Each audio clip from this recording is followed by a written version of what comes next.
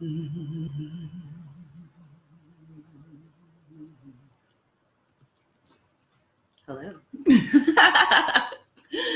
Welcome to the live broadcast of the DreamingMorocco retreat.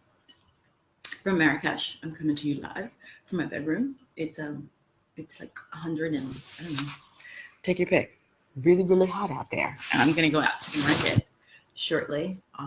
Saturday is a hot day in Marrakesh. Lots of shopping, lots of performances in Place Jama de Fina, which is the main square where the souk is, which are the traditional markets that have been here since the 12th century. Y'all know I love to say since the 12th century, but when you're traveling in places thousands of years old, you actually have to ask, how old is this bench I'm sitting on? That happened to me in Greece. I was sitting on a bench. It was like 6,000 years old. I was like, oh. And the ice cream vendor was like, it's fine. Well, a lot of the structures in Marrakesh are like from the 12th century. And I'm like, oh, okay. Which is kind of awesome. And many of their cities like Marrakesh and Fez have been continuously inhabited since the 12th century. So they just refortify some of these structures. They built shit good then. I want to talk about a little what the DreamingMorocco retreat is, my vision of it.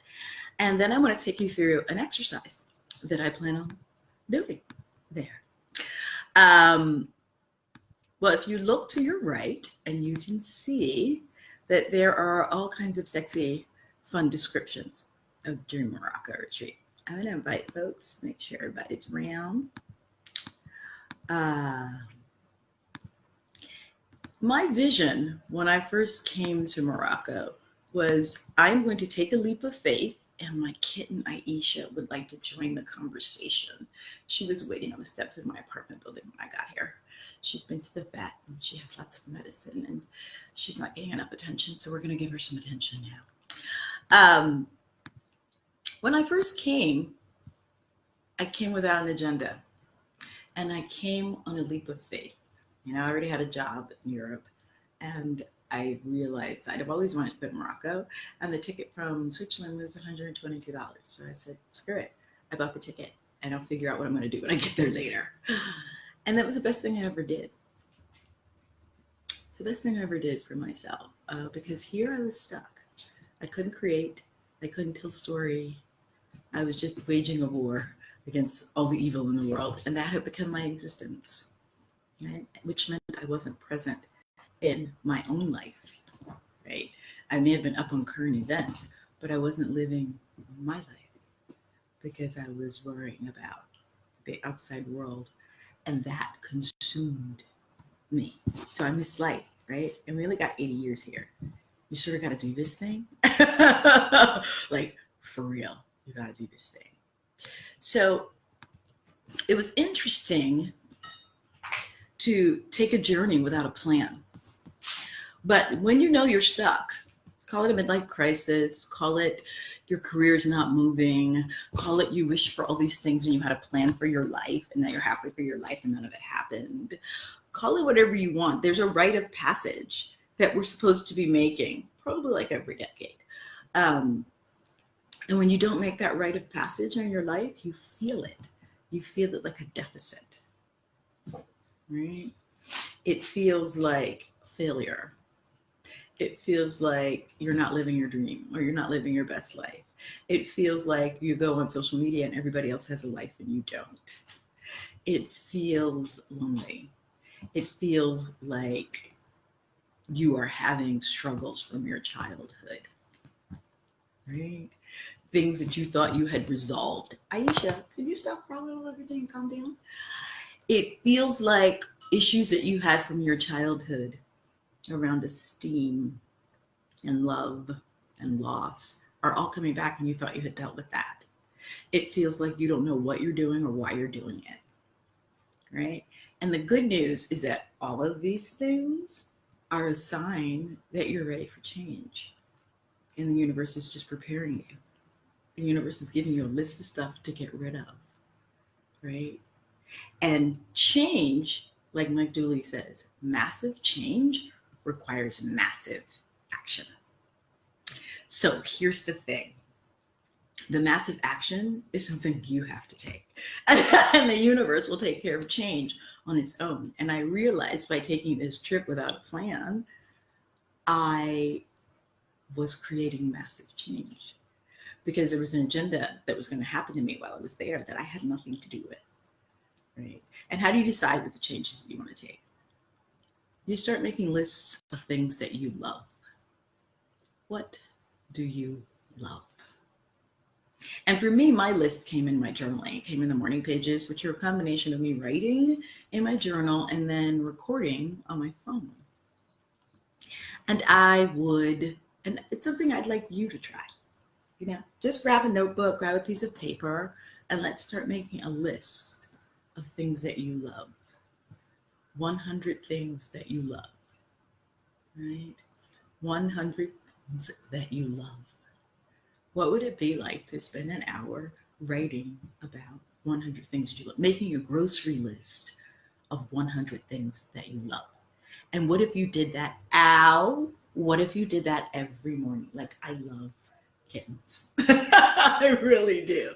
I love that they're naughty and they're bad and they're crawling all over things and knocking down my laptop. But I love them and they feel that, right? So they show up to give me more joy, right?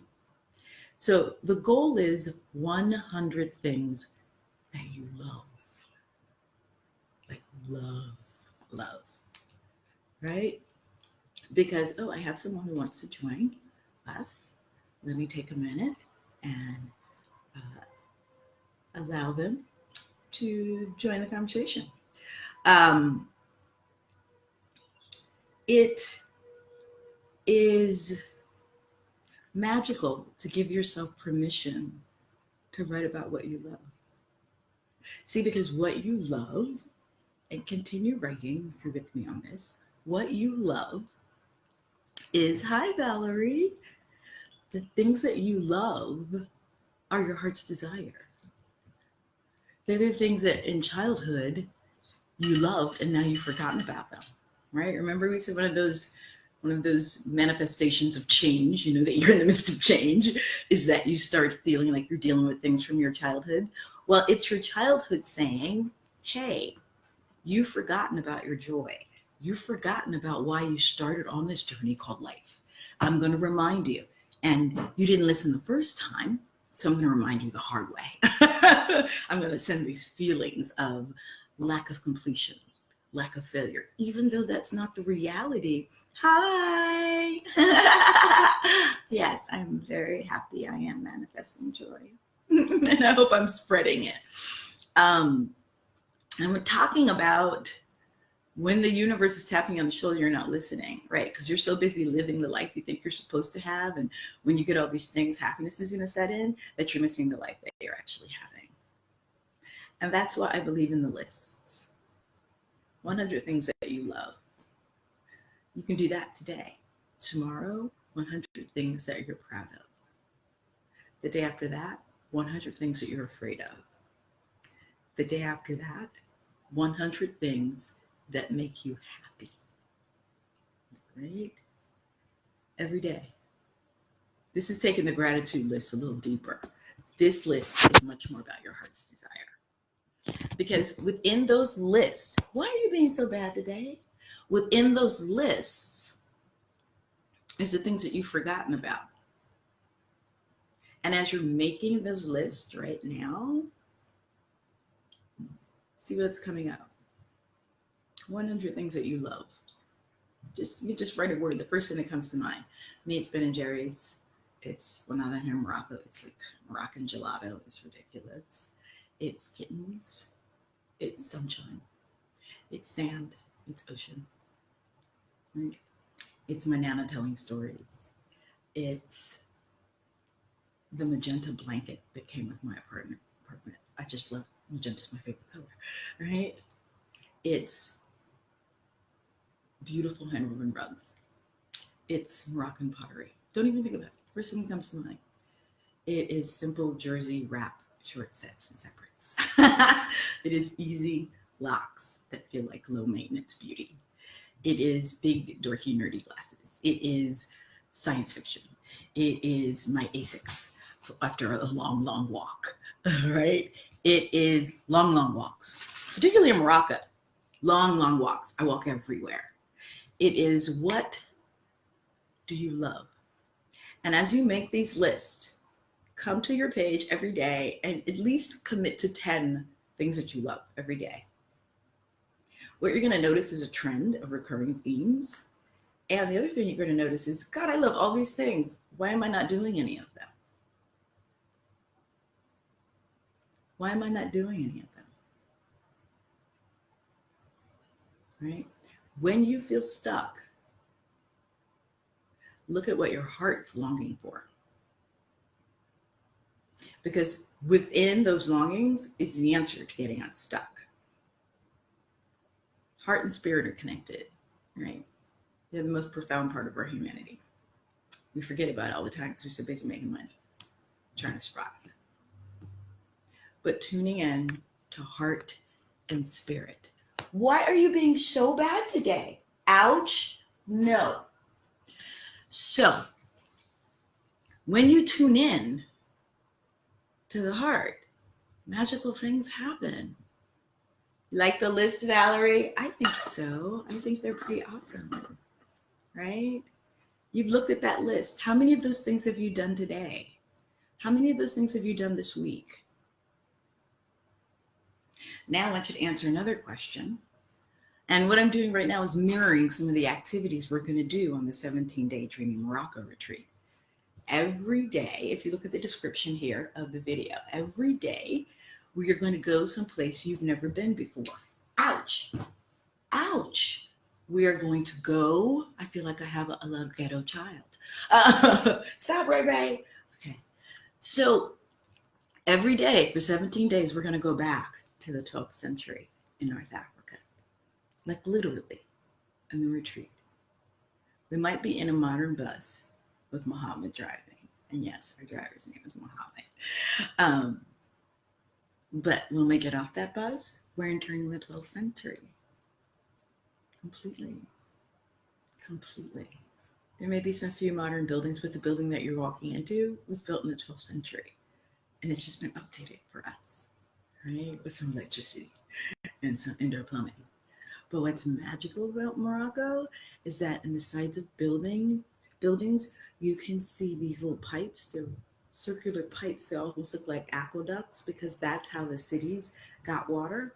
They were aqueducts, pipes that ran underneath the city. You can still see the water coming out of these pipes. So when it rains, they deviate the water from the streets and it rolls out through these pipes. These pipes are from the 12th century. They're everywhere. So you can walk past a wall and there'll be a fountain of water squirting out of it. And it's from the 12th century. Like, that's crazy to me.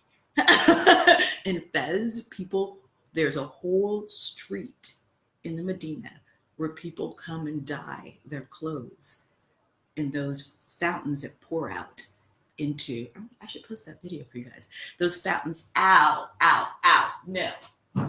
Those fountains that pour out into this little tiny street, right, in the marketplace that's dedicated to just dyeing your clothes. And you can bring your clothes there. You pay 10 cents a garment, and they dye your clothes. And these little aqueducts in the middle of the street, right? There's magic everywhere. But the thing about being at home and your magic is that everything's familiar. So you just get busy and you stop noticing life happening everywhere, all over the place, right? So being in a place that's so foreign from what you know, right, is critical. And it was the universe saying you need to change. And like Mag Dooley says, massive change requires massive action. It only has to be one thing, right? And the reason that I've created a retreat that's about personal transformation is because of what I've learned is necessary for personal transformation to happen, right? The first thing is that you actually have to believe that you're capable of creating change in your life, right? I have a few phrases that I repeat in my journal. You can write them down. I'll send them to you. I am enough. It's from my teacher, Lloyd Williamson. I am enough. Say it. And if it's hard to say, really say it out loud. I am enough. Right? My next one is what other people think you're capable of is none of your damn business. What other people think you're capable of is none of your damn business. And the final one I'm going to leave you with today is what you focus on, you create. So if you're not focusing on that list of 100 things that you love, you're not creating something new. You're not creating an opportunity for change. You're not creating an opportunity for a rite of passage to happen. It's incredibly important, right? Hi, Lakitra. Lakitra is another warrior of change. I met Lakitra through Valerie doing amazing play in Seattle. And at the time, Lakitra had decided, I'm moving to Italy. And she did it. She just like didn't even think about it. It's transformative, right? It's transformative. And here's the steps to transformation. Change. You need to take an action on your own behalf, right? My amazing Dr. Owens used to say to me, I was like, well, I need to do affirmations so I can get some self-esteem. And she's like, self-esteem, self-love comes from taking actions in your own behalf that put your care and welfare ahead of everything else. When you take an action in your own behalf, that's how you build self-esteem. It doesn't come from just saying stuff. You actually have to take an action, right? You may not believe it yet, but take the action. The affirmation is one action, but you got to take a massive action, right? Stand up for yourself in a place where you've never stood up for yourself before, right? I had simple little things that my Dr. O gave me. Like next time somebody bumps into you on the subway, how about you assume that they didn't mean to do that? That would be new. How about you assume that? Let's assume that. And how would you react? And I was like, oh, the first thing I would do is ask them, were they okay? Well, first I would say, ouch. And then I would say, are you okay? And ouch is enough to tune somebody into, oh my God, I didn't mean to bump into you. I needed to learn to expect good to happen to me all the time. I needed to learn that the world wasn't against me. Okay? And people are like, oh, April, you're so precious and you didn't experience racism and did it. I actually expect to be treated like a queen everywhere I go. So it happens. I don't even ask for it. Might have to fight for it a little bit in the United States. Here, it just happens. Just natural, right? Because people take their cues about how to treat you by what you teach them about how to treat you. And it's not words, it's behavior. It's behavior. It's behavior. Right? I had a really fascinating email come from a guy on Okay Cupid, dating site. He's like, I don't want to pick you up. I just want to comment on your picture. And I was like, okay.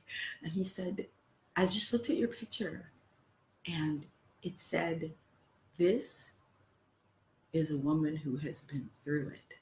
She has been dragged behind a truck through the muck and the mire of life.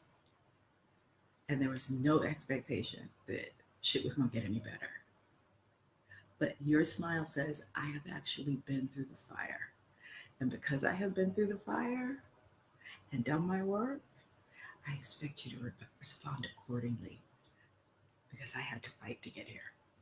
And he's like, I just want to leave you with that. That's what your smile said to me. It was joyful, but it was like, baby, I had to earn this. And I wrote him back. I was like, that's totally amazing because it's totally true. My smile was not always, I need to be treated like a queen. I had to earn that. I had to take actions to remove limiting beliefs about myself, right? And because I was limiting what I believed about myself, guess how people treated me? With those same limiting beliefs, they responded. Oh, I ain't shit. Oh, everybody hates black women. Oh, da da da da. And that's exactly what I got back. Right? Now, this transformation is not an easy one. Going to Greece by myself was something that my therapist and I talked about. I needed to do something that scared me. I needed to do something where I would be alone. It's like the major artist date that goes on forever. And an artist date is what I'm going to ask you to create once you leave today. See, if you go to the list of things that you love, pick one thing that you haven't been doing. And I want you to take just an hour and go do that thing by yourself. And it should be something you've not done before, or you maybe did a really long time ago, and you barely remember it. Go do that and write down what you learned, right? To do something you've never done before by yourself, stay in the present and allow life to happen. And then tell me what happens when you take the action to do something you actually love. What happens? With no expectations, no pre-planning, no thinking. If you want to go to Coney Island, go to Coney Island, right? If you want to go in search of an egg cream, just go in search of an egg cream and see what happens. Take an action in your own behalf for your own soul to sing her song and see what happens. The Morocco retreat is a huge step. There's a whole bunch of baby steps that you could take before that, of stepping outside of your comfort zone and trusting that life will send the net, right? Step outside of your comfort zone to do something you love. Expecting good things is really hard. And I'm going to tell you, I'm going to tell you every day, I'm going to tell you every day, like Dr. O says, you know, when something horrific happens, like what's happening with both and John right now in the United States, I would go into epic fail, and my post-traumatic PTSD would kick in, and I would call and make an appointment with my therapist to talk me back into the present moment.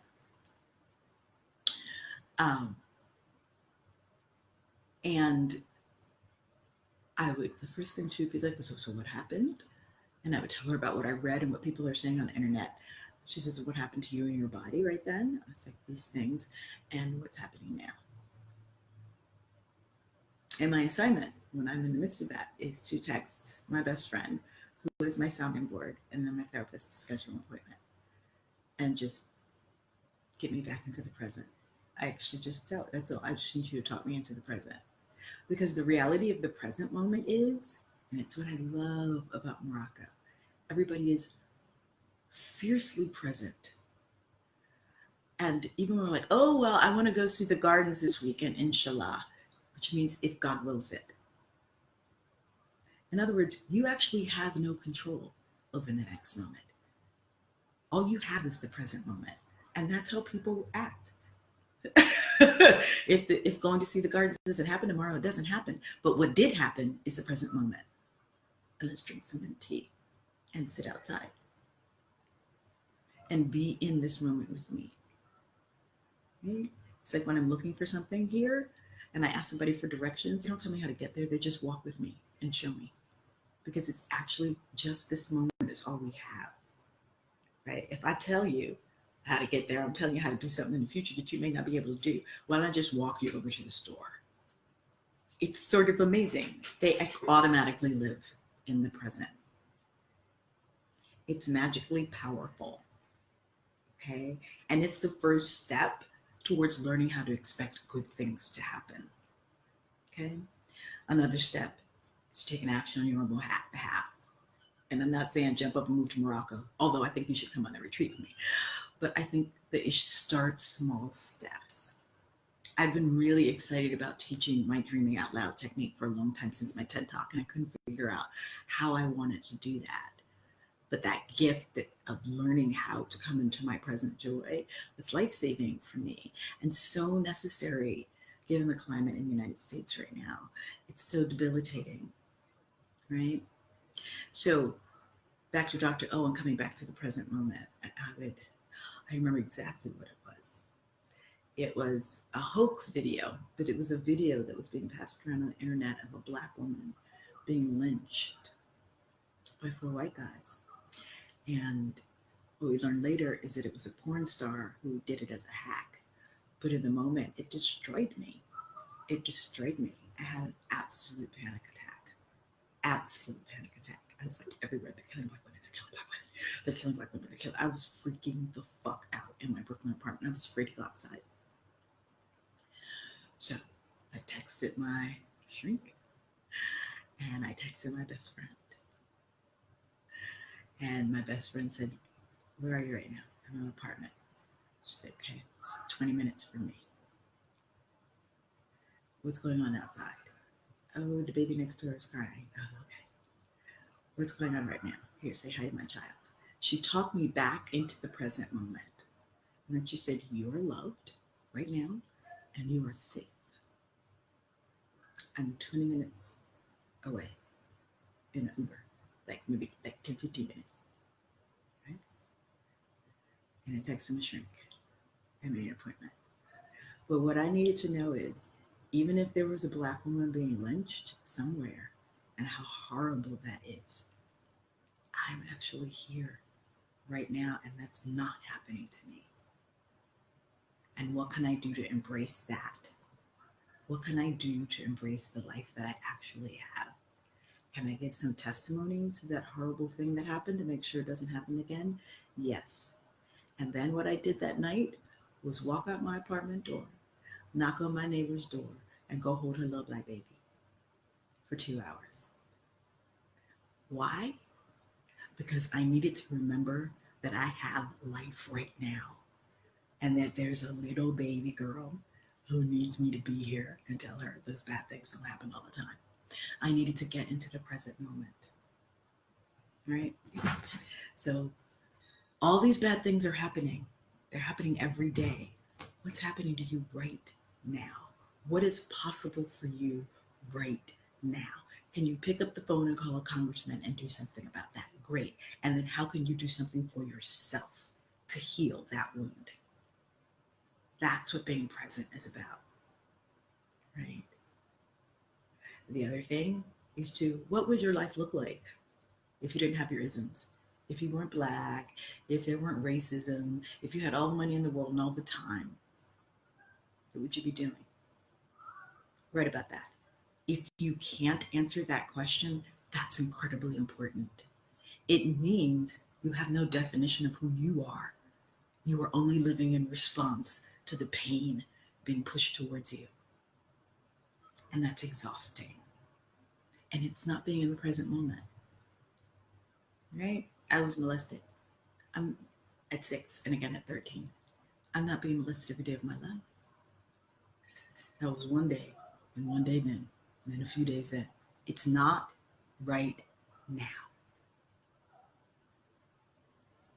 Right now could be, let me go back and call that man out that did that to me. And that is what I did. And then I could let go and live in the present. See, I took that. I was like, ooh, this is a gift that you gave me, this molestation. And now I'm going to hand this back to you by letting you know how that felt. Great. I hope you have a daughter and it happens to her too. She's got a dad like you. I'm going to get some ice cream now. I'm going to release it. And every time it comes to haunt me, it's come back to the present. What can you do in the present moment to celebrate life, to celebrate you? Go to the list, write down 100 things that you love. In the Morocco retreat, it's going to be organic because you won't be any place that's familiar. You'll be in places from the 12th century, sitting and breaking bread and eating food that people have been making in the same way since the 12th century, waiting for a meal to be cooked in a ceramic tagine over a flame. Not oven, a flame. We got to wait for that. What do we do while we wait? Sit and talk and play music on the drums and sing and hold babies. You have to be present. for all of that. They won't be wireless everywhere. In some places, I just say turn off your fucking phone. Be here in this moment in something completely foreign to you and experience something completely foreign and know that you'll be okay when it's over. You have a soft place to land. But everything you will have no choice but to experience because it's new and it challenges your comfort zone. Things aren't done the same way, right? Water is boiled differently here. It's a simple thing. Tea is made differently here. Coffee is made differently here. Food's made differently here. People comb their hair differently here. People take baths at hammams, the public baths. It's a totally different situation where somebody, your neighbor scrubs your back and cleans you, the ritual of cleansing. Totally different experience. That's how I got back to what I love. And once you figure out what you love, and then you take an action that is in line with that thing. For me, I love North Africa. I'm going to take a trip here, right? Taking the trip and surviving it proved to me that I am capable of creating change in my life, right? So the change happens when you take the massive action. The massive action teaches you that you are capable of creating change. Once you understand internally that you are capable of creating change, an internal shift happens, and that's transition. And transformation is when change and transition happen at the same time. So you make a change and then you actually learn to believe that you're capable of making change. That's all transformation is. That's why traveling is such a great way to get at transformation. It's a huge act, but there's a whole bunch of baby steps you can take in between, right? I used to go to a new ethnic area, neighborhood in New York City one weekend a month. It's a place I've never been. Just get on the train and ride. Little India, right? Little Thailand and Queens, right? There's even a little Egypt that I haven't gotten to that's in Long Island City. Totally Egyptian community. It's totally Brazilian community in Jersey. Get on the train and go. Totally Afro-Cuban community, right? In Union. And it just takes the train over to Hoboken, right? Enter a world. Nobody speaks English. Food's completely different. That's an artist state you can take. Challenge the notions that you have about what you're capable of. Take an action in behalf of yourself. And then come back here tomorrow and tell me how that went and ask me questions. That's how I got closer to my joy. That's how I got present. And that's what drove this decision to create the Dreaming Morocco retreat. It's a journey of transformation, right? To visit a place that's been doing what it's been doing since the 12th century. And people who have a lot less than we do have learned how to be present and joyous. There's something to be learned from that. There's something really good to be learned from that. They're not overweight and neurotic. I'll tell you about a magical moment that I had last night. And then I'm going to let you go. And I want you to do these morning pages. I want you to do those lists. I want you to try these exercises and tell me what happens. Tell me what you learned. Tell me what it feels like. I was sitting at my cafe having tagine for dinner, like I do every night. And sometimes people who are dressed in like nice clothes come by and ask for food. I was like, who are these people? I was like, are they homeless? Are they, oh, what?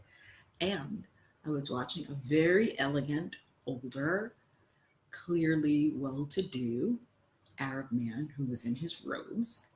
And he was sitting across from a darker Arab man who's probably like Berber and Arabic, like everybody's brown, different degradations of brown. But, and he was in, an Armani suit. He was clearly a very wealthy businessman. But the man sitting across from him had, his little cap. He was in a jalaba. Like he was totally, coming from or going to prayers. He was clearly well-to-do, but also very spiritual. Great. These two men sitting opposite each other in the cafe, talking, which is what the men do in cafes because they don't drink, as a rule. And this black man, he looked like he was probably from Mali, I want to say. He had these soft, rounded features and that blue black skin, and tallish.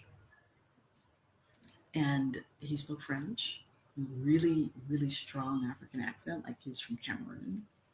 And he had a backpack on. He just looked like, a young guy hitchhiking, but maybe not, right?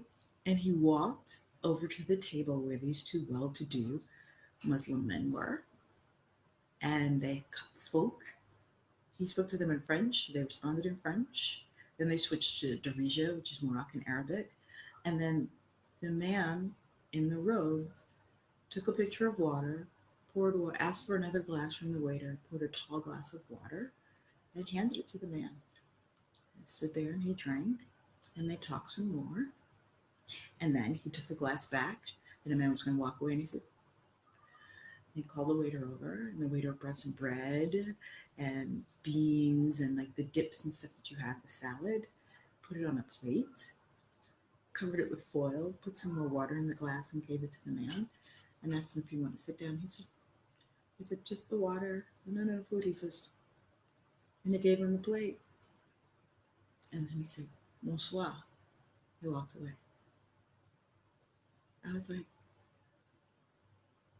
see, just fed a homeless man, just what, like,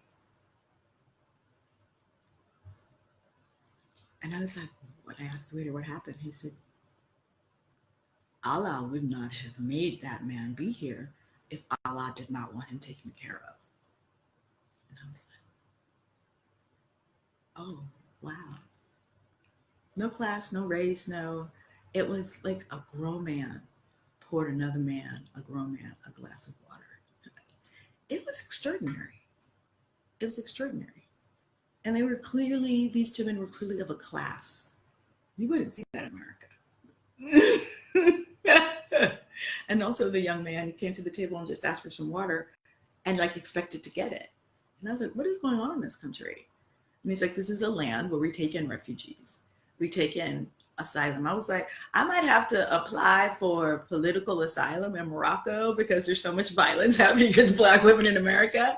But the Sudanese, if you walk across the desert, which they do from war, they walk to Morocco because Morocco will give them asylum. And I was like, well, why is that man giving him water? He's like, if your neighbor needs water in Morocco, you give them water. If they need a meal, you give them a meal. And I was like, there's tons of refugees here, right? As you drive into the city from the airport, there's a whole strip in the middle of the boulevard where Syrian refugees are selling goods and women are knitting, and it's like the whole family sitting there. They're refugees. And then at night, they go back into the city, and someone in that town where they're staying, a Moroccan, feeds them every night. Every night. They're like, that's our obligation because we are a country of refugees. And Allah would not made this person here hungry if they were not meant to be taken care of. Kind of extraordinary. No question about who he is, why he is, what he is, whatever. The fact of the matter is, in the present moment, this man was thirsty and I have water. He's supposed to get it. Allah wouldn't have made him standing here next to me thirsty if he hadn't meant for it to be. He didn't ask him what his religion was. He didn't ask him none of that. It didn't matter. The present moment. So I'm going to leave you with that gift that was given to me last night.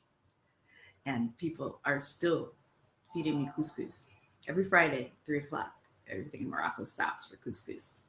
You walking down the street and you're by yourself and you look like you don't have a place to eat, somebody can invite you to their restaurant or their house for couscous. That's how I ate couscous yesterday. Love and light. If you guys have more questions, you can totally post them here and I will respond. The link to the retreat is up there. And I'm going to come back tomorrow. I want you to tell me about the list and I want you to tell me about all the magical things that you learned and go do something you didn't expect to do that you love. Or if you haven't done it yet, by tomorrow, come back and tell me what the plan is to do. What have you decided? It's the thing that you've not done. Love, light, power, all that gotta shit. Bye, everybody.